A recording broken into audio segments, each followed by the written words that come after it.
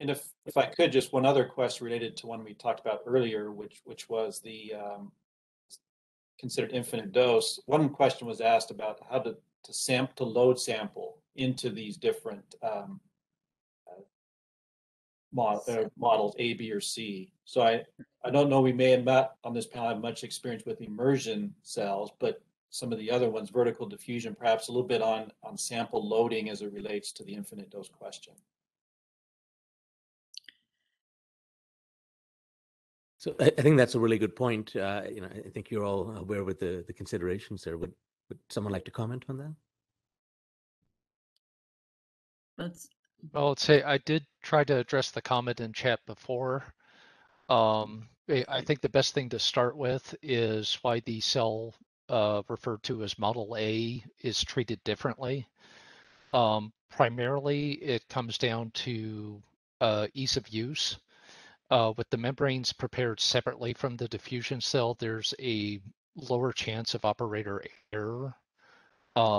Just because of the basic design of the Model A. The donor chamber is essentially a Teflon washer. This has the potential, when the membrane's in place, to slide a little bit left or right. So if you're trying to hold it in place and trying to apply your dosage, there's a lot of room for things to go wrong under those conditions. Preparing it separately and then flipping it onto the top of the cell is what that manufacturer generally recommends. The downside here is the membrane is typically much closer to room temperature at the time of application to the receptor media than the Model B and C, where the receptor media has been in contact with the membrane and everything's at the same temperature. With the Models B and C, because the membrane can be clamped in place immediately and the occlusion added after the fact, it's much easier and much safer to apply directly to the membrane for those two cells. So, and in regards to the immersion cells, basically the chambers for those are filled to capacity, and typically the semi-solid is massaged a little bit with a spatula to remove any air pockets. The membrane is either placed on top, or I think with the Model B, it's actually the dosage is applied directly to the membrane, and then the bottom of the cell is essentially put on top and the whole assembly is flipped over. In any case, those tend to be relatively easy to prepare compared to the vertical diffusion cells if you're setting up to start a test. And that may be where that 1 gram came from, because those immersion cells, the platform can be adjusted up or down to accommodate more or less formulation. And so yeah, go too deep and put a lot in there, but you might find any comment on kind of what's the appropriate level to set, especially how you can get them consistent across all your replicate cells. Right. If I remember correctly, the Model A was adjustable for the immersion cells. The Model B was static at, I want to say, around 400 microliters. I may be a little bit off on that. The going back to the vertical diffusion cells, the Model A, which had kind of a similar setup to an immersion cell for the donor chamber, I think that was in the neighborhood of 300 microliters, although there were different cell tops available to allow users to modify that.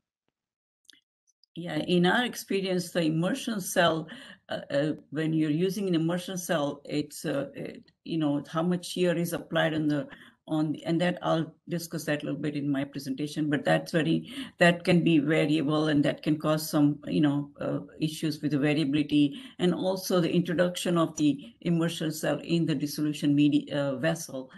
It can be tricky if you're not used to working with these kind of apparatus. I wonder, one comment I would offer here, because as I read the question, I think what it may be referring to is the vertical diffusion cell Model B. And the question of 1 gram, I think it's just a guide that typically if you put a gram in there, you're very likely to have good pseudo-infinite dose conditions. You're probably not going to run into problems with the dosage, the drug depletion from the dosage form impacting steady state conditions. Now, with that model, you actually can modulate just from the dosing how much you put in there. There are other models, and I think one of the things is we're going to start getting away from Model A, Model B, Model C, because there's been growth in this space and there are variations on these models. So what I think it really comes down to is that there are some models where the dosage compartment, the compartment into which you can load your dose, is fixed. And there are other models where it's adjustable, where it's variable. Some of those fixed ones are fixed with the dosage wafers, where you can actually stack the dosage wafers or change the dosage wafers. So in that sense, even though it's a fixed parameter, it is something that you can, use your accessories and modify that, but then it's locked down to just that.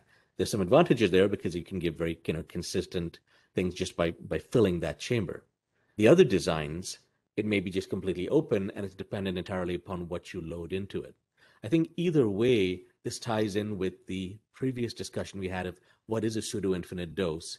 The consequence, though, is that if you're working in a model where it's fixed and that volume is giving you too much dose depletion, that's too small a volume, your dose is getting depleted and your steady state kinetics are being affected. In that model that's fixed, if you can't increase the dose volume, you may have to move to a different apparatus in order to develop an adequate IVRT method, or you may have to just fundamentally redesign your membrane and receptor. Sam, I also add something here, because as apparatus manufacturers, we come up with a different model or a different dosage wafer, and industry users are coming back to us and asking that, hey, this one is not allowing me to take 1 gram of a sample as needed. What do you recommend? And exactly what we have discussed, we are answering them that we need to look at the other parameters. Don't look at exactly as a 1 gram or more than 1 gram. Look at the solubility and your pseudo infinite dose in terms of how much you are dissolving receptor depletion, and what is the result coming as a slope and dose depletion, and all other parameters as what you have said. But exactly because it's the people look at the chapters and they go line by line, read it, and then interpret it in such a way that it becomes difficult to explain and answer the same way as what we are talking about on this platform openly to everybody, so people who are attending can understand the real need of thank you. A good point, Ashwin. I think this is the whole idea for revising the chapter too, and also to get the feedback from the audience. And the revision is not complete yet, so we would consider all these factors that are misleading and confusing to some people. But I hope that our question has been answered. The next question was received by USP. Earlier to this, which says that explained in the text chapter, the drug concentration in the receptor medium at the end of the test ideally should be as low as possible.